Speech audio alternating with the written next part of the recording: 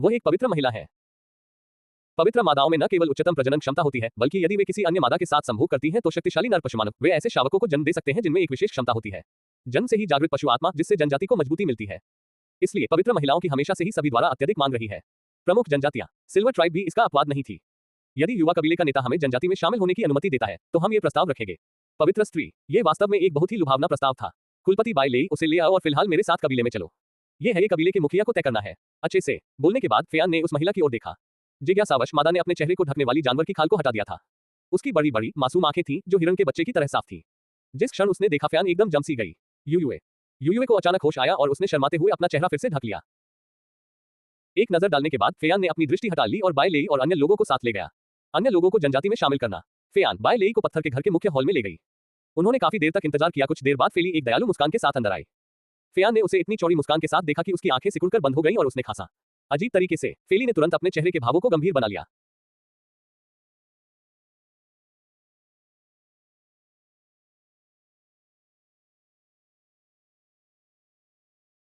जनजाति का मुखिया एक वस्तु का व्यापार करना चाहता है। उन्हें हमारे कबीले में शामिल होने की अनुमति देने के बदले में पवित्र महिला। फेली ने फेयान की ओर देखा, उसकी आंखों में प्रश्न चिन्ह थे। फेयान ने कहा, 3 पत्थर जनजाति का मुखिया एक वस्तु का व्यापार करना चाहता है। उन्हें हमारे कबीले में शामिल होने की अनुमति देने के बदले में पवित्र महिला। फेली चौंक गई और पीछे खड़ी यूए की ओर मुड़ी। बाई लेई, क्या वह एक पवित्र महिला है? बाई लेई ने सिर हिलाया। अगर कबीले का मुखिया मेरी बात पर विश्वास नहीं करता तो आप तांत्रिक से जांच करवा सकते हैं। उसकी। बेशक फेली इतने महत्वपूर्ण मामले को मजाक के तौर पर नहीं लेंगी। वह उसने तुरंत एक पशु पुरुष को जादूगर को लाने के लिए भेजा। यूए ने अपने चेहरे से जानवर की खाल दोबारा हटा दी। उसका चेहरा गोल और प्यारा था, गोल आंखें थी और उसके सिर पर 2 छोटे सींग थे। उसका सिर, जिससे उसे बहुत ही कोमल और मनमोहक रूप मिलता है। कुछ ही देर में तांत्रिक आ गया। फेली द्वारा स्थिति स्पष्ट करने के बाद तांत्रिक यूए को अपने साथ ले गया। बगल वाला पत्थर का कमरा। कुछ ही देर बाद जादूगरनी वापस लौटी। उसका चेहरा उत्साह से चमक रहा था। कुल के मुखिया, यह एक पवित्र महिला है। वह एक पवित्र महिला है। इन शब्दों से फेई भी उत्साहित हो गई। सिल्वर जनजाति छोटी नहीं थी, लेकिन उनके समय में उनके पास कोई पवित्र महिला नहीं थी। यदि ये पवित्र स्त्री उनके कबीले में शामिल हो सकती तो निस्संदेह यह एक बेहद अच्छी खबर। फेई ने बाई लेई की ओर देखा।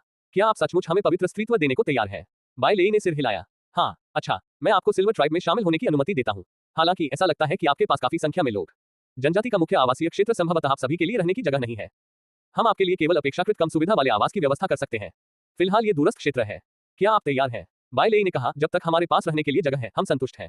अच्छा, फेयान, उन्हें अंदर आने दो। उन्हें पश्चिम में बसा दो। फेयान ने सहमति में हल्की सी आवाज निकाली और खड़ी हो गई। जैसे ही वह पहुंचा दरवाजे से झांकते ही उसने एक छोटे गोल सिर को कमरों में से एक से बाहर झांकते हुए देखा। छोटी बच्ची ने इधर उधर देखा और ऐसा प्रतीत होने के बाद कि वह किसी की नजर न पड़ने पर वह चालाकी से अपने छोटे शॉर्ट्स पहनकर बाहर की ओर भागने लगी। पैर। उसकी प्यारी प्यारी हरकतों को देखकर फेयान मुस्कुराए बिना नहीं रह सकी। कल पता चलने के बाद कि उसके घर में एक बच्चा पैदा हुआ है, वह पूरी रात सो नहीं पाया। यह मानना मुश्किल था कि उसके पास पहले से ही इतना बड़ा शावक था। उसे इस नन्हे शावक के साथ बातचीत करने का कोई तरीका नहीं सूझ रहा था, लेकिन अब उसे अचानक शावक होने का यह एहसास अच्छा लगने लगा था। उस नन्हे शावक को दूर भागते देख वह उसके पीछे पीछे चल पड़ा। उसके लंबे पैर। इसे देखकर कियाओ उसे आश्चर्य हुआ कि छोटा शावक काफी तेज था। फेयान को अपनी गति बढ़ानी पड़ी और उससे आगे निकलने के लिए दौड़ना पड़ा। छोटा शावक ध्यान नहीं दे रहा था और सीधे उसके पैर से टकरा गया। वाह! टक्कर के कारण कियाओ 2 कदम पीछे गिर गई, फिर उसने खुद को संभाला। लेकिन जब उसने उस जानवर को देखा जिसे उसने जमीन पर गिरा दिया था, तो उसकी छोटी सी चेहरा पूरी तरह बदल गया। फेयान, जो उठने ही वाली थी, ने देखा कि छोटे शावक का चेहरा पीला पड़ गया है। भय के साथ उसने अपनी भौहें ऊपर उठाई। उसकी सुंदर लोमड़ी जैसी आंखें चमक उठी और उसका शरीर जमीन पर गिरते ही उसका शरीर बेजान हो गया। मदद करो, मुझे लगता है मैं घायल हो गया हूँ। कियाओ, जो दोबारा चुपके से भागने ही वाली थी, अचानक रुक गई। जब उसने फेयान को ये कहते सुना कि उसे चोट लगी है, उसने पीछे मुड़कर उसकी ओर देखा। विरोधाभासी। जब फेयान ने देखा कि छोटा शावक अब दौड़ नहीं रहा है, तो उसका रोना और तेज हो गया। और भी तेज। क्या मैं मरने वाला हूँ? कियाओ के चेहरे के भाव में अचानक बहुत बड़ा बदलाव आया।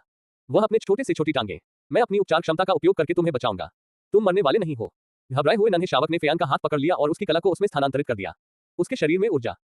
फेयान तो बस उस छोटे शावक को चिढ़ाने की कोशिश कर रहा था, लेकिन उसे उम्मीद नहीं थी उसे गंभीरता से लेने के लिए मनाना। ये छोटा शावक कितना प्यारा है। कियाओ, तुम्हारे पिताजी की तबीयत में सुधार दिख रहा है। कियाओ ने अपना हाथ पीछे खींच लिया और गंभीरता से फेयान की ओर देखा। क्या तुम सचमुच ठीक हो? फेयान उसे चिढ़ाता रहना चाहता था, लेकिन उसका चिंतित चेहरा देखकर उसने अचानक आगे बढ़ने की हिम्मत नहीं रही। वह फुर्ती से उठ बैठा।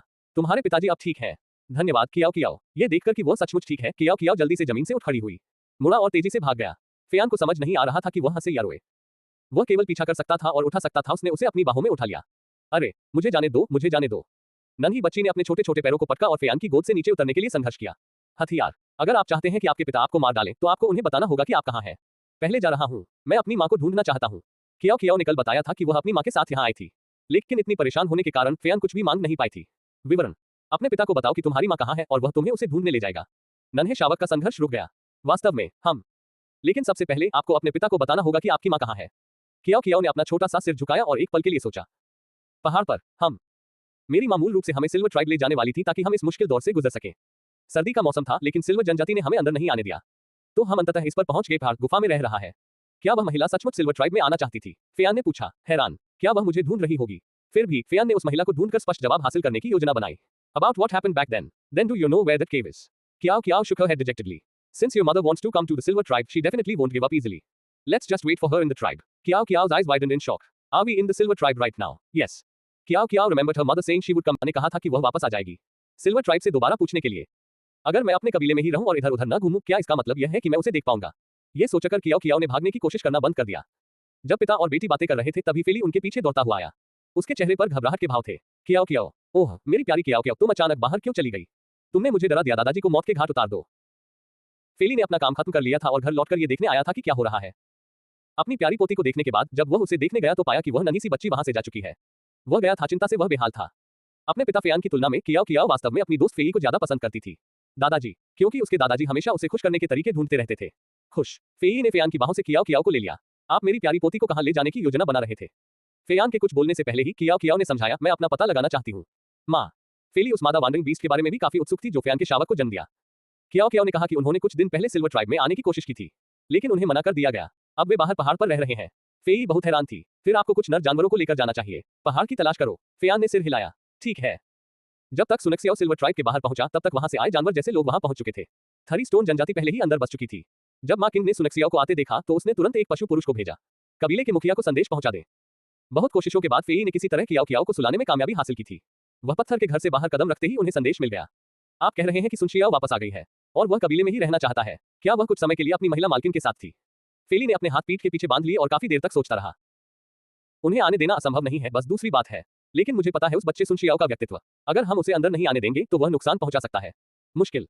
कुलपति, जहां तक मैं देख सकता हूं सुनशियाओ ने अपने गुस्से पर काफी हद तक काबू पा लिया है। इस बार थोड़ा सा। फेली थोड़ी हैरान थी। ओह तस्क, मुझे लगता है कि महिला गुरु का होना वाकई फर्क डालता है। ठीक है, तो जाओ और उसे बता दो कि वह अपनी मालकिन और शावक के साथ अंदर आ सकता है। समझा। सुनशियाओ को गेट के बाहर ज्यादा देर इंतजार नहीं करना पड़ा। उसे तुरंत एक संदेश मिल गया। जवाब। कबीले के सरदार ने कहा है कि तुम अंदर आ सकते हो लेकिन तुम्हें किसी भी हालत में कोई गड़बड़ी नहीं करनी चाहिए। कोई परेशानी है? सुनशियाओ ने सहमति में सिर हिलाया। गुफा में वापस आकर कियाओ शीशी को इस बात का जरा भी अंदाजा नहीं था कि जिस शावक की वह बेसब्री से देखभाल कर रही थी वह क्या था। लापता व्यक्ति सिल्वर ट्राइब के ठीक अंदर था। सुनशियाओ के जाने के बाद उसने खाना बनाया और कियाओ ली और अन्य लोगों के साथ खाया। क्योंकि और कुछ करने को नहीं था इसलिए उसने सभी जानवरों की खालें निकाल ली। उसका आयामी स्थान। हालांकि इस इलाके में अभी ज्यादा ठंड नहीं थी फिर भी वह कुछ और सेट बनाना चाहती थी। तापमान गिरने पर गर्म रहने के लिए कपड़े छिपाकर रखें। कियाओ आंग, मैं चमड़े के कुछ कपड़े बनाने जा रही हूँ। क्या आप आकर मदद करेंगे मुझे? कियाओ कियाओ के गायब होने के बाद से कियाओ आंग बहुत उदास रहती थी। सच तो यह है कि कियाओ शीशी भी खुद को निष्क्रिय रहने देने की हिम्मत नहीं कर सकती थी। उसे डर था कि अगुस के पास करने के लिए कुछ नहीं होता था। उसका दिमाग भयानक विचारों से भरा रहता था। कियाओ आंग पहाड़ से नीचे जाने वाले रास्ते की दिशा में टकटकी लगाए खड़ी रही। कियाओ शीशी ने उसे 2 बार पुकारा लेकिन उसने नहीं सुना। लकड़ी काट रही कियाओ ली ने भौहें चढ़ाकर पास की ओर कदम बढ़ाया। कियाओ आंग, माँ तुम्हें मदद के लिए बुला रही है। कियाओ आंग हिली तक नहीं। असमंजस में पड़कर कियाओ ली ने कियाओ आंग की बाह को छुआ। अचानक उसका छोटा सा शरीर लड़खड़ाया और फिर आगे की ओर गिर पड़ा। ढलान से नीचे। कियाओ ली ने घबराकर चिल्लाते हुए उसे तुरंत पकड़ लिया। माँ, कियाओ आंग के साथ कुछ गड़बड़ है। कियाओ शीशी ने तुरंत खाल छोड़ दी, दौड़कर आए और कियाओ आंग को उठा लिया ऊपर। जैसे ही उसने शावक को छुआ उसे एहसास हुआ कि उसका शरीर भयावह रूप से विकृत था। गर्म। कियाओ आंग, कियाओ आंग। कियाओ आंग ने कमजोरी से अपनी आंखें खोली। माँ, क्या आपको कियाओ कियाओ मिली? हम उसे जल्द ही ढूंढ लेंगे। आप बीमार हो, पहले मैं आपको अंदर ले चलता हूँ। जिन लिंग को जगाए बिना कियाओ शीशी ने एक और चमड़ा निकाला और उस जगह को गद्दे से ढक दिया। उसे लेकर गुफा के दूसरी तरफ गए और सावधानीपूर्वक कियाओ आंग को नीचे लेटा दिया। शाओ याओ, कियाओ आंग को क्या हुआ है? क्या आप बता सकते हैं? होस्ट, शावक कियाओ आंग के बीमार होने की संभावना है क्योंकि उसकी प्रतिरोधक क्षमता कम हो गई है। वो एक नए वातावरण में है और उसके भाव दबे हुए हैं। उनकी बहन के साथ हुई दुर्घटना। क्या सिस्टम स्टोर में कोई दवा उपलब्ध है? दवा तो है लेकिन वह काफी महंगी है। मेजबान, आपके शेष अंक ये हैं, केवल बुखार कम करने वाली दवा की एक बोतल खरीदने के लिए ही पर्याप्त है। इसे छुड़ाओ, इसे अभी मेरे लिए भुना दो। कियाओ आंग का तापमान बहुत अधिक था। चाहे कुछ भी हो जाए उसे लाना ही था, पहले बुखार कम करो। समझ गया मेजबान। बुखार कम करने वाली दवा का सफलतापूर्वक उपयोग किया गया है। छुड़ाया गया। दवा मिलने के बाद कियाओ शीशी ने तुरंत उसे कियाओ आंग को दे दिया। कियाओ शीशी ने अभी उसे दवा दी ही थी कि कियाओ ली दौड़कर अंदर आ गई। उसका छोटा सा चेहरा तनावग्रस्त था। माँ, मुझे बहुत सारे जानवर जैसे दिखने वाले लोग इधर आते हुए दिख रहे हैं। कियाओ शीशी के चेहरे पर उदासी छा गई। क्या आप उन्हें स्पष्ट रूप से देख सकते हैं? कियाओ ली ने अपना सिर हिलाया। वे थोड़ी ज्यादा दूर हैं। मैं उन्हें नहीं बना सकता बाहर। कियाओ कियाओ के अपहरण की घटना से गुजरने के बाद कियाओ शीशी की हिम्मत नहीं हुई कि वह लापरवाह। हमें पहले इस जगह को छोड़ना होगा। संपर्क की शर्तें।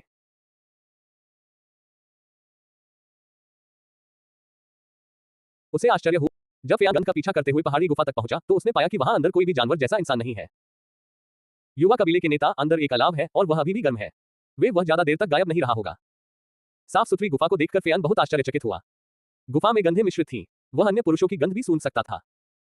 कियाओ कियाओ ने कहा था कि उस मादा के अन्य साथी भी थे, लेकिन इसी तथ्य ने उसे उससे ज्यादा संपर्क रखने से अनिच्छुक बना दिया। उसके आने का एकमात्र कारण शावक की भावनाओं को शांत करना था। अलग अलग होकर आसपास के इलाके की तलाशी लो। हाँ। पहाड़ के दूसरी ओर जिनलिंग, कियाओ शीशी और अन्य लोगों का नेतृत्व कर रही थी। अन्य लोग ढलान से नीचे हैं। कियाओ शीशी को नहीं पता था कि पहाड़ पर कौन है, लेकिन उसे डर लग रहा था। फिर से खतरे में पड़ने के कारण उसने नीचे जाकर सुनशियाओ का इंतजार करने का फैसला किया। अगर उनकी किस्मत अच्छी रही तो वे सिल्वर ट्राइब में प्रवेश करने में भी सक्षम हो सकते हैं। अंधेरा। फेली की अनुमति मिलने के बाद सुनशियाओ तुरंत वापस लौट गई।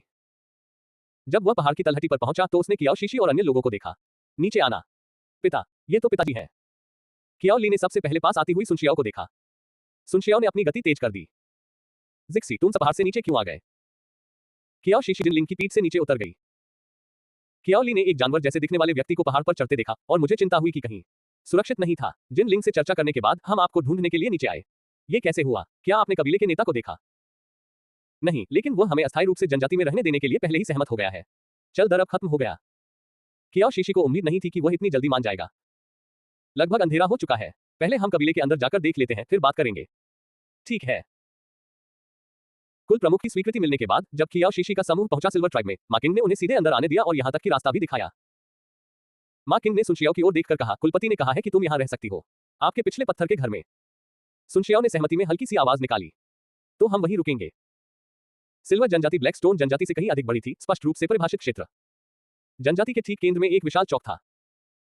मा किंग ने कहा कि आमतौर पर जब शिकार दल शिकार लेकर वापस आता है तो इन्हें प्लाजा में वितरित किया जाएगा। चौक के चारों ओर कुछ पत्थर के मकान बिखरे हुए थे। सुनशियाओ जिस पत्थर के घर में रहती थी वह एक छोटी सी धारा से ज्यादा दूर नहीं था। यह जनजाति में फैल गया। कुल का मुखिया सबसे आगे वाले पत्थर के घर में रहता है। यह थोड़ा दूर है यहां से। अगर आपको किसी चीज की जरूरत हो तो आप उससे संपर्क कर सकते हैं। ठीक है, धन्यवाद। उन्हें छोड़ने के बाद मा किंग चली गई। सुनशियाओ ने पत्थर के घर का दरवाजा धक्का देकर खोला और अंदर चली गई। वहां एक पंक्ति में जुड़े हुए 5 पत्थर के मकान थे जिनमें वे सभी रहते थे। सुनशियाओ ने जो घर खोला वह वही घर था जिसमें वह पहले रह चुका था। पहले कियाओ आन को अंदर ले जाकर लिटा देते हैं। कियाओ शीशी जिनलिंग की पीठ से नीचे उतरी, कियाओ आन को उठाया और चलने लगी। अंदर। जिनलिंग ने अपनी पीठ से जानवरों की खालें उतारी और उन्हें पत्थर पर फैला दिया। बिस्तर। बुखार कम करने वाली दवा लेने के बाद कियाओ आन को पसीना आने लगा और उसका तापमान में थोड़ी गिरावट आने लगी थी। कियाओ शीशी ने अपने स्थान पर स्थित आध्यात्मिक झरने से थोड़ा पानी निकाला और उसने उसे खिला दिया। सुनशियाओ और जिनलिंग ने बाकी पत्थर के घरों की सफाई शुरू कर दी। रात हुई। फेयान पहाड़ की गुफा में खड़ी थी, लेकिन कियाओ शीशी और उसका परिवार अभी तक नहीं पहुंचा था। लौटा हुआ। युवा कबीले के नेता, हमने पूरे पहाड़ पर खोज की लेकिन कुछ नहीं मिला। अन्य पशुमानवों का कोई सुराग मिला। अंधेरा हो चुका है। क्या हमें अभी वापस चलना चाहिए? फेयान को उम्मीद नहीं थी कि जगह मिल जाने के बाद भी वह सफल हो जाएगा। कियाओ कियाओ की मां से मिलने के लिए। अच्छा, पहले पहाड़ से नीचे चलते हैं। फेयान ने कभी सोचा भी नहीं था कि कियाओ शीशी पहले से ही सिल्वर लीग में शामिल हो चुकी है। जनजाति। 5 पत्थर के मकान। कियाओ शीशी और शावकों के लिए एक ही कमरा था। जिनलिंग और सुनशियाओ ने एक एक कमरा ले लिया। बचे हुए कमरों में से एक रसोई घर था और दूसरा अस्थायी उपयोग के लिए था।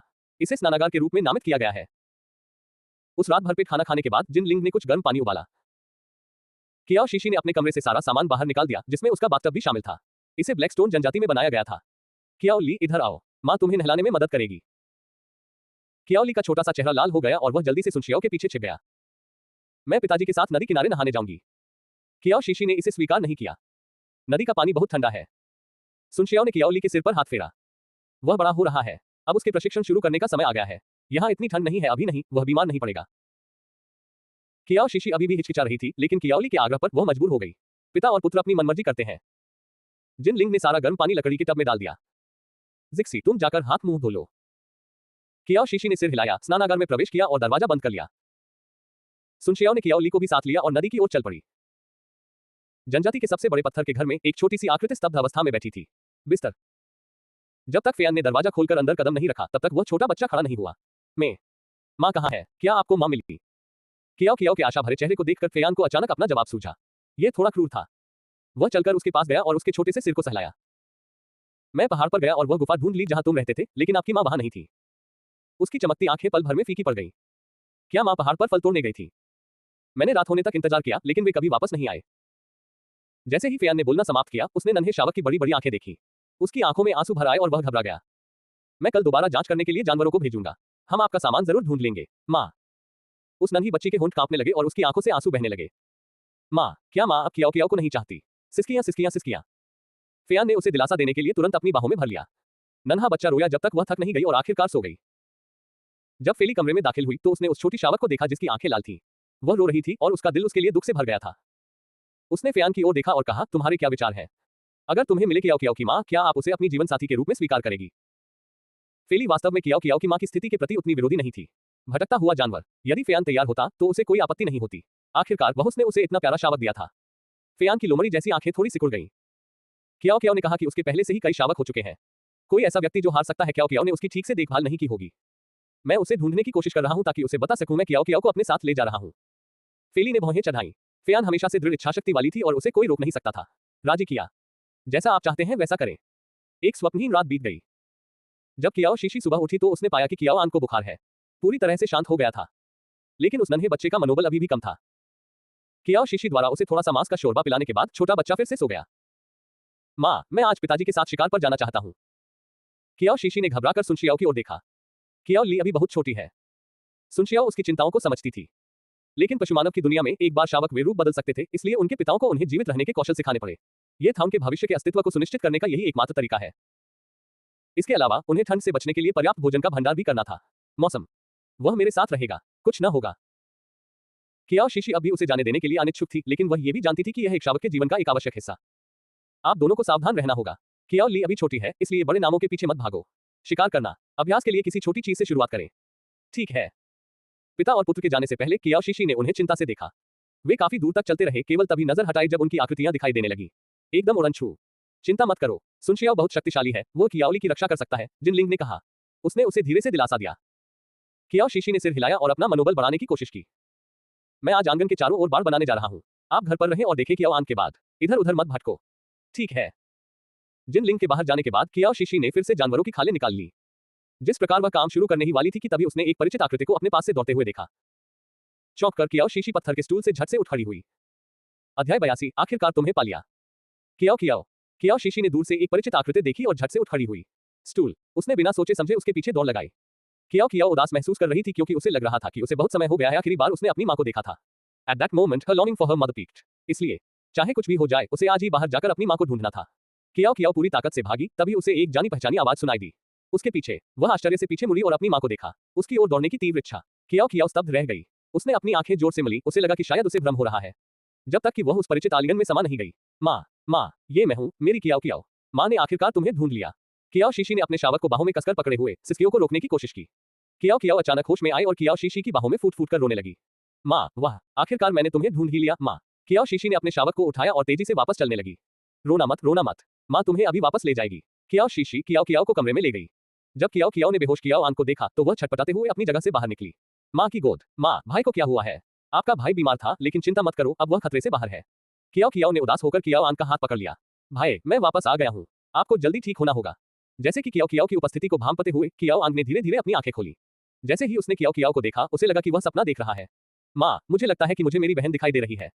अरे मूर्ख लड़के, तुम सपना नहीं देख रहे हो, कियाओ कियाओ सचमुच वापस आ गई है। कियाओ आन की आंखों में एक चमक आने लगी और आश्चर्य से उसकी आंखें चौड़ी हो गईं। ये कियाओ कियाओ है, ये सचमुच कियाओ कियाओ है। माँ, हमें वास्तव में कियाओ कियाओ मिल गई। कियाओ शीशी ने भी जनजाति के भीतर कियाओ कियाओ को खोजने की उम्मीद नहीं की थी। उसने अपने कमरे से आध्यात्मिक झरने का थोड़ा पानी लिया और उसे पी लिया। कियाओ आन इसे पीती है। वह छोटा बच्चा तुरंत खुश हो गया, या शायद अपनी बहन को देखकर ही उसे आखिरकार आराम मिला और उसका बीमारी दूर हो गई। कियाओ कियाओ, क्या तुम माँ को बता सकती हो कि पिछले 2 दिनों में क्या हुआ है? कियाओ कियाओ ने अपने होंठ दबाए। कियाओ शीशी और कियाओ आन की ओर देखते हुए धीरे से कहा, बचकानी आवाज में, माँ, मुझे हमारे पिता मिल गए। हालांकि उस नन्ही परी ने उसे कुछ बातें बताई थी, फिर भी कियाओ शीशी को कुछ और ही लग रहा था। हैरान, क्या तुम्हारे पिता भी इसी कबीले में है? कियाओ कियाओ ने सिर हिलाया। हाँ, मैं दरअसल कबीले को छोड़कर तुम्हें ढूंढने की कोशिश कर रहा था। आज, माँ, पिता। कियाओ आन का छोटा सा चेहरा स्तब्ध रह गया था। अब उसे कियाओ ली के पिता होने पर उससे ईर्ष्या करने की जरूरत नहीं पड़ेगी। पिछले 2 दिनों में क्या आपके अपने पिता के साथ अच्छे संबंध थे? कियाओ कियाओ का छोटा सा चेहरा पल भर में फूल गया और उसने गुस्से से सांस छोड़ी। वह तो बस एक मूर्ख है, मुझे वो बिल्कुल भी पसंद नहीं है। कियाओ शीशी को इस तरह के जवाब की उम्मीद नहीं थी। कियाओ कियाओ को ढूंढना कियाओ शीशी के लिए सूर्योदय के समान था, लेकिन फेयान के लिए कियाओ कियाओ को खोना आसमान गिरने जैसा था। वह पूरी सुबह उस नन्हे शावक के साथ था, लेकिन उसने कहा कि वह जाना चाहती है। Catch fish beasts with him and sent him off to prepare. लेकिन जब वह सामान लेकर लौटा तो छोटा शावक गायब हो चुका था। उस नन्हे शावक के पहले भागने के प्रयास को याद करते हुए उसने तुरंत भेज दिया। प्रवेश द्वार की सुरक्षा के लिए पुरुषों को तैनात किया गया था, जो उसे मुख्य द्वार से बाहर नहीं निकलने देने के लिए दृढ़ संकल्पित थे। जनजाति से अलग होकर वे खतरे में पड़ जाते हैं। जब फेली को कियाओ कियाओ के लापता होने का पता चला तो उसकी घूरती निगाहों ने फेयान को लगभग चीर ही डाला। टुकड़े, तुम एक वयस्क जानवर हो। इतना बड़ा होने का क्या फायदा अगर आप कुछ कर ही नहीं सकते, यहाँ तक कि एक नन्हे शावक को भी देखो। फेयान के चेहरे पर उदासी छाई हुई थी। उनकी आमतौर पर मोहक लोमड़ी जैसी आंखें थी, अंधेरा और अनिश्चितता छाई हुई है। उसने कबीले के पशु पुरुषों को उसे खोजने के लिए पहले ही भेज दिया था, लेकिन इतने समय तक खोजबीन करने के बाद भी कियाओ कियाओ का कोई सुराग नहीं मिला। जब जिनलिंग लकड़ी लेकर लौटा तो उसने देखा कि जानवर जैसे दिखने वाले लोग बेतहाशा हरकतें कर रहे थे, कुछ के लिए खोज रहे हैं। वह थोड़ा असमंजस में था, लेकिन वे सभी इतनी जल्दी में लग रहे थे कि उसे कुछ समझ नहीं आया। उसने पूछने के लिए कोई खास प्रयास नहीं किया। सुनशियाओ को शांति पसंद थी, इसलिए वह जिस पत्थर के घर में रह रहा था वह एक शांत इलाके में था, काफी दूरस्थ स्थान। यह पेड़ों से घिरा हुआ था और काफी शांत था, इसलिए बहुत कम ही अन्य जीव मानव कभी इस रास्ते से गुजरे थे। जिक्सी, मैं वापस आ गया हूँ। वह ताकतवर नर वापस आ गया है। कियाओ कियाओ को बाहर भागते देख जिनलिंग स्तब्ध रह गया। कियाओ कियाओ, कियाओ शीशी उस छोटी बच्ची के पीछे पीछे घर से बाहर चली गई। आज सुबह मुझे कियाओ कियाओ आंगन में मिली। उस जनजाति का एक पशु मानव उसे बचाया और वापस यहाँ ले आए। जिनलिंग ने कभी ऐसे संयोग की कल्पना भी नहीं की थी। उसने लकड़ी नीचे रख दी और छोटे बच्चे के सिर पर थपथपाया। कियाओ कियाओ, तुम्हें चोट तो नहीं लगी? कियाओ कियाओ ने खुद को जिनलिंग की बाहों में झोंक दिया। उस नन्हे शावक के दिल में वह लंबे समय से जिनलिंग को अपना पिता मानती आ रही थी। फेयान की तुलना में वह जिनलिंग के करीब रहने के लिए कहीं अधिक इच्छुक थी। नहीं, मैं बिल्कुल ठीक हूँ। कियाओ कियाओ की वापसी के साथ वे सिल्वर में भी सफलतापूर्वक बस गए थे। जनजाति, पिछले 2 दिनों से उन पर मंडरा रहा काला बादल तथा तितर बितर हो गए। अच्छी बात है। जिनलिंग ने कियाओ शीशी की ओर देखा। मैं जल्दी से आंगन की बाड़ लगा दूंगा, इस तरह हमें कुछ शांति मिल सकती है। जब बच्चे यहाँ खेल रहे हो तो ध्यान रखें, मैं सहायता करूंगा। अंधेरा होने से पहले सुनशियाओ भी कियाओ ली के साथ लौट आए। कियाओ ली भी कियाओ कियाओ को देखकर सुखद आश्चर्यचकित रह गई। कियाओ शीशी ने उन्हें बताया कि कियाओ कियाओ कैसे लौटी थी और उसके साथ क्या हुआ था पिछले 2 दिनों में उसके साथ। जब सुनशियाओ ने सुना कि कियाओ कियाओ के पिता कबीले में हैं, तो उसका चेहरा लाल हो गया, आंखें काली पड़ गईं। सुनशियाओ ने आंगन की बाड़ के लिए रखी लकड़ी पर एक नजर डाली, फिर उसे नीचे रख दिया। उसने मछली पकड़ी और मदद करने चला गया। इस बाड़ का निर्माण जितनी जल्दी हो सके करना बहुत जरूरी है। जैसे जैसे आसमान में अंधेरा बढ़ता गया, फेयान के चेहरे के भाव और भी गंभीर होते गए। मुख्य द्वार की रखवाली कर रहे उस जानवर जैसे दिखने वाले व्यक्ति ने कहा कि उसने किसी भी शावक को बाहर जाते नहीं देखा, जिसका मतलब था कि वह छोटा बच्चा अभी भी कबीले में कहीं था। लेकिन उन्होंने हर जगह उसकी तलाश की, लेकिन वह उन्हें नहीं मिली। Young clan leader, we've searched the entire tribe and haven't found the little female cub. Feyan clenched his fists, an indescribable panic rising in his heart for the first time. Go check house by house. Even if you have to turn the whole tribe upside down, find that cub. जी श्रीमान। फेयान ने दो नर पशु पुरुषों को भी साथ लिया और घर घर तलाशी शुरू कर दी। जिनलिंग और सुनशियाओ ने तेजी से काम किया। सूर्यास्त से पहले ही उन्होंने काम पूरा कर लिया था। आंगन के सामने की ओर बाड़ लगाना। वे कल पीछे का काम पूरा कर लेंगे और फिर काम खत्म हो जाएगा। कियाओ शीशी, कियाओ ली और अन्य लोगों ने सुनशियाओ द्वारा लाए गए शिकार को काट डाला। पीछे मौसम गर्म नहीं था, इसलिए कच्चे मांस को बाहर छोड़ने पर वह खराब नहीं होता। उसने मांस को काटकर तेल में तब तक भूना जब तक उसमें से खुशबू न आने लगी, फिर उसमें मिला दिया लाल फल। अब जब कियाओ कियाओ मिल गई थी तो उसके विचार फिर से फलों की ओर मुड़ गए और पहाड़ पर सब्जियां। मुझे कुछ और तोड़ने के लिए समय निकालना होगा। उस रात खाना खाने के बाद जिनलिंग ने उसके लिए नहाने का पानी तैयार किया। कियाओ शीशी कियाओ कियाओ को गोद में उठाकर स्नानागार में ले गई। जैसे ही स्नानघर का दरवाजा बंद हुआ, आंगन के गेट पर दस्तक हुई। जिनलिंग ने दरवाजा खोलने के लिए मुड़ा। फेयान को देखते ही जिनलिंग भी जम गया। ये फेयान की भी जिनलिंग को देखने की पहली घटना थी और वह उससे आश्चर्यचकित था। उनसे एक शक्तिशाली योद्धा की आभा निकलती थी। तुम वही जानवर हो जो कल ही कबीले में शामिल हुए हो। फेयान ने मान लिया था कि जिनलिंग थरी स्टोन ट्राइब का एक पशु मानव था। जिनलिंग ने सिर हिलाया। ये सही है, क्या मैं आपकी मदद कर सकता हूँ? फेयान की नजर तेजी से पूरे आंगन में घूमी और अंत में उस पर आकर टिक गई। स्नानागार का दरवाजा बंद। अध्याय 83। वह आया और चला गया। फेयान की निगाहों को महसूस करते हुए जिनलिंग ने उसकी दृष्टि को रोकने के लिए थोड़ा सा खिसक गई। ये हमारे कबीले का युवा मुखिया है। आज उसका बच्चा लापता हो गया, इसलिए हम यहाँ उसकी तलाश कर रहे हैं। फेयान के पीछे खड़े सफेद घोड़े वाले दैत्य ने समझाया। जिनलिंग की आंखों में एक काली चमक कौन थी, लेकिन वह इतनी अंधेरी थी कि फेयान उसे देख नहीं पाई। सूचना, मैं अंदर जाकर देखना चाहता हूँ। जिनलिंग ने उसे नहीं रोका, बल्कि एक तरफ हटकर फेयान को आंगन में जाने दिया। फेयान को पहले ही कियाओ कियाओ की गंध आ गई थी। उसने आंगन का जायजा लिया और अंत में स्नानघर के सामने रुक गया। लेकिन जैसे ही वह दरवाजा खोलने ही वाला था, जिनलिंग के हाथ ने उसे रोक दिया। उसका, मेरी मालकिन अंदर नहा रही है। ये यंग क्लैन के लिए सुविधाजनक नहीं है। नेता निरीक्षण करेंगे। फेयान ने अपना हाथ पीछे नहीं खींचा। उसे कियाओ कियाओ की खुशबू बहुत अच्छी तरह से महसूस हो रही थी। यहाँ दृढ़ता से, तो मैं यहीं बाहर तब तक इंतजार करूंगा जब तक वह काम खत्म नहीं कर लेती। इतना कहकर उसने अपना हाथ पीछे खींच लिया और लापरवाही से दीवार के सहारे झुक गया। जाने का कोई इरादा नहीं दिखा रहा है। जिनलिंग दरवाजे के पास खड़ी रही, कुछ नहीं बोली। इसी बीच स्नानागार के अंदर कियाओ शीशी को इस बात का बिल्कुल भी पता नहीं था। बाहर 2 पुरुषों के बीच टकराव। वह और कियाओ कियाओ लकड़ी के टब से आराम से टेक लगाकर बैठी थी। ठीक है, हमारा काम लगभग पूरा हो गया है। अब निकलने का समय आ गया है। ठीक है, माँ। कियाओ शीशी उठी, अपने शरीर से पानी पोंछा और अपने जानवर को कपड़े पहना दिए। स्कर्ट छुपाए। फिर उसने कियाओ कियाओ को पानी से बाहर निकाला। जब माँ और बेटी स्नानघर से बाहर आई तो उन्होंने जिन को देखा। लिंग आंगन का द्वार बंद कर रही थी। कियाओ शीशी ने उत्सुकता से पूछा, मुझे लगता है कि मैंने अभी अभी कुछ आवाजें सुनी। क्या किसी नैमिल ने आना? जिन लिंग ने कियाओ कियाओ की ओर देखा और कहा, ये कियाओ कियाओ के पिता थे। कियाओ शीशी अचंभित रह गई। कियाओ कियाओ के पिता किसी तरह यहाँ पहुंच गए थे। जल्दी से। अपने पिता के आने की खबर सुनकर कियाओ कियाओ ने सहज ही कियाओ शीशी को गले लगा लिया। और कसना, मुझे वो नहीं चाहिए। मैं हमेशा आपके साथ रहना चाहता हूँ, माँ। ऐसा नहीं था कि कियाओ कियाओ को फेयान बिल्कुल नापसंद थी। उसने अभी अभी यह बात सुन ली थी। उसने कहा कि वह कभी कियाओ शीशी का पशुपति नहीं बन सकता और न ही बनेगा। वह उसके साथ रहेगा। अगर वह मुझे जबरदस्ती अपने साथ ले गया तो मुझे माँ को छोड़ना पड़ेगा और मैं ऐसा नहीं चाहती। वह फेयान को जरा भी अंदाजा नहीं था कि उसके एक ही वाक्य ने उसका भविष्य बर्बाद कर दिया था। उसके शावक से मिलने की संभावना। तब तक फेयान आंगन के बाहर जंगल में जा चुका था। आपने पहले कहा था कि आपको मेरे वंश की गंध आई थी। नदी के किनारे, उन्होंने कहा कि उन्हें नदी के किनारे इसकी गंध आई थी। फेयान ने नदी की ओर अपनी गति तेज कर दी। चांदनी की रोशनी से पानी की सतह पर छींटे पड़ रहे थे, जिससे प्रकाश के झिलमिलाते बिंदु बन रहे थे। पानी में कियाओ कियाओ के लगभग बराबर आकार का एक शावक छपछपा रहा था। आसपास फेयान को भी अपने वंश की गंध आ गई। बिना सोचे समझे उसने वह पानी में कूद गया और छोटे शावक की ओर तैरने लगा। कियाओ ली पानी में खेलते हुए मजे कर रहा था, तभी अचानक उसने एक चीज देखी। एक बेहद खूबसूरत विशालकाय नर लोमड़ी उसकी ओर तैरती हुई आ रही थी। चौंककर उसने तुरंत आक्रामक मुद्रा अपना ली। जैसे ही फेयान उसके पास पहुंचने ही वाली थी, पानी में से कुछ तेजी से निकला। नीचे की ओर से पानी से एक विशालकाय सांप का सिर फूट निकला और उसने अपने गुफा जैसे जबड़े खोल दिए। फेयान की हल्की भूरी पुतलियां गहरी हो गईं और वह तेजी से पीछे हट गया, ठीक उसी समय जब नुकीले दांत उसे काटने ही वाले थे। सनक्सियाओ सुनशियाओ ने कियाओ ली को रोक दिया। उसकी लाल सांप जैसी आंखें ठंडी निगाहों से फेयान को घूर रही थी। फेयान, तुम ये क्या कर रही हो? फेयान के कुछ बोलने से पहले ही उसने एक छोटा सांप देखा जो लगभग सुनशियाओ ठीक उसी तरह उसके पीछे से तैरकर निकल गई। फेयान जम गया। उसने जिस छोटे शावक को देखा था वह वास्तव में सुनशियाओ का था। तुम्हारे पास सचमुच एक शावक है। सुनशियाओ उसे लगातार ठंडी निगाहों से घूरती रही। मेरे शावक से दूर रहो, मुझसे गलती हो गई, मुझे लगा कि वह मेरा बच्चा है। सुनशियाओ ने फेयान को ठंडी निगाहों से देखा, फिर कियाओ ली को वापस किनारे पर ले गई और बिना पीछे मुड़े ही चले गए। जैसे ही वे जंगल में पहुंचे, कियाओ आंग अपने जानवर की खाल पकड़े हुए बाहर भागा। स्कट! वह बर्तन धो रहा था कि अचानक उसे शौच करने की जरूरत महसूस हुई, इसलिए उसने वह इसकी देखभाल करने के लिए जंगल में भाग गया था। कियाओ ली, क्या तुम लोगों ने बर्तन धो लिए? कियाओ ली ने सिर हिलाया। तो चलिए वापस चलते हैं। The figures of the three disappeared into the night.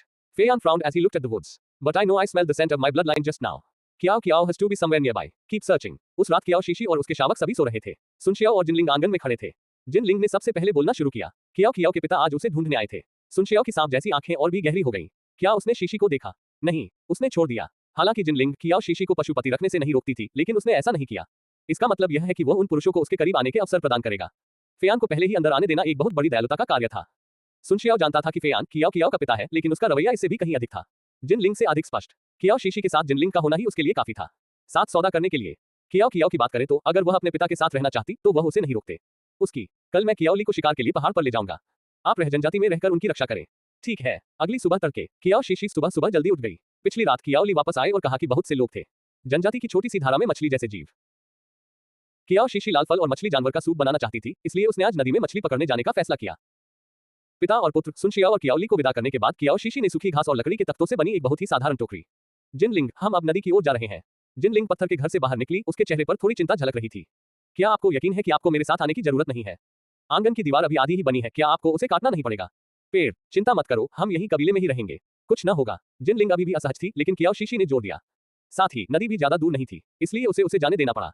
पेड़ काटने के बाद वापस आकर मैं तुमसे मिलूंगा। ठीक है। कियाओ शीशी अपनी पीठ पर टोकरी लादे हुए दो बच्चों के साथ नदी की ओर चल पड़ी।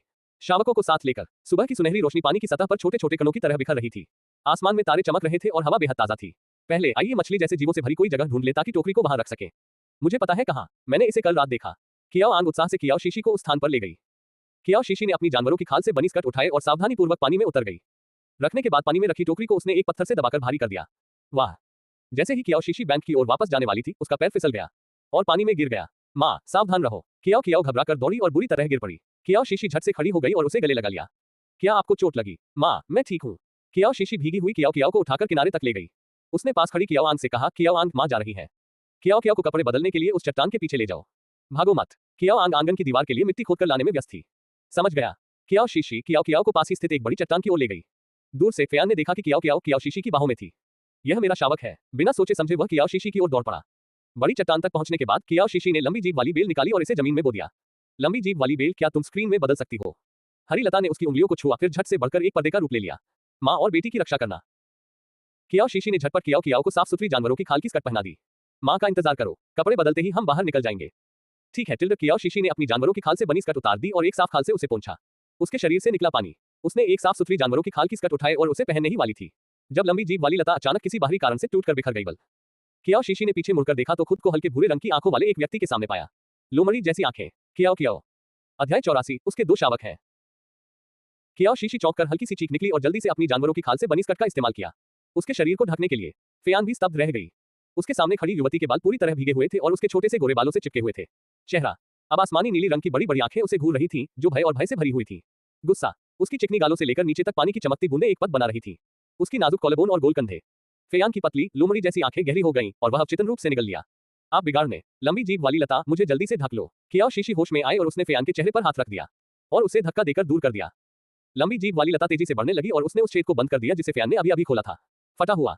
कियाओ शीशी ने खुद को सुखाने की भी जहमत नहीं उठाई, बस अपने जानवर को खींच लिया। चमड़े की स्कर्ट। फेयान 2 कदम पीछे लड़खड़ा गई। इससे पहले कि वह कोई प्रतिक्रिया दे पाता, एक छोटी सी आकृति दौड़कर आई। तुम बदमाश हो, मेरी माँ को धमकाने की तुम्हारी हिम्मत कैसे हुई? इसे ले लो। फेयान ने जैसे ही अपना सिर घुमाया तभी उसने देखा कि कीचड़ का एक गोला उसके चेहरे की ओर उड़कर आ रहा है। उसे बचने का समय भी नहीं मिला, इससे पहले ही उसने उस छोटी सी चीज को साफ साफ देख लिया। उस आकृति को देखकर वह सदमे से वहीं जम गया। धड़ाम। कीचड़ सीधे फेयान के चेहरे पर लगा। माँ, कियाओ कियाओ, डरो मत, मैं आपको सुरक्षा प्रदान करूंगा। जब कियाओ शीशी बाहर आई तब तक कियाओ आंग ने अपनी छोटी छोटी बाहें फैला दी थी। उनकी रक्षा करो। उसकी बड़ी बड़ी हल्के भूरे रंग की आंखें गुस्से से फेयान को घूर रही थी। फेयान ने अपने चेहरे से कीचड़ पोंछा। उसने कियाओ आंग की ओर देखा, फिर कियाओ की ओर, कियाओ जिसे कियाओ शीशी ने बंदी बना रखा था। अंततः उसकी नजर कियाओ शीशी पर पड़ी।